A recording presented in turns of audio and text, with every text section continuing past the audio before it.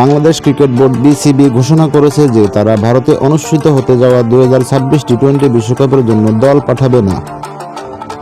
বিসিবির একান্ত বিবৃতিতে বলা হয়েছে যে খেলোয়াড় ও কর্মকর্তা দলকে পরিবেশ নিশ্চিত করতে পারছে না ভারত।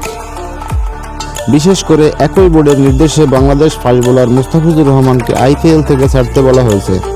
বিসিবি আইসিসিকে একটি আনুষ্ঠানিক চিঠি লিখেছে, যেখানে তারা অনুরোধ করেছে যে তাদের সবগুলো ম্যাচ শ্রীলঙ্কায় সরিয়ে দেওয়া হোক, যাতে দল নিরাপদ ও মানসম্মত পরিবেশে অংশ নিতে পারে।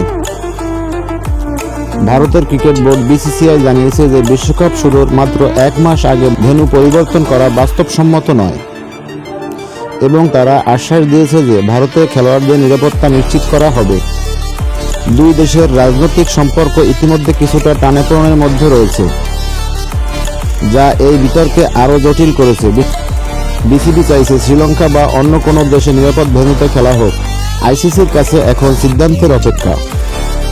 যদি পরিবর্তন না হয় তাহলে বিতর্ক আরও বাড়তে পারে। এটি আন্তর্জাতিক ক্রিকেটের সম্পর্কে প্রভাব ফেলবে। এই সেই মুহূর্ত যখন ক্রিকেট শুধু খেলা নয়, এটি কূটনীতি, নিরাপত্তা ও ক্রীড়াবিজ্ঞানের শখের মিশ্রণ হয়ে দাঁড়িয়েছে।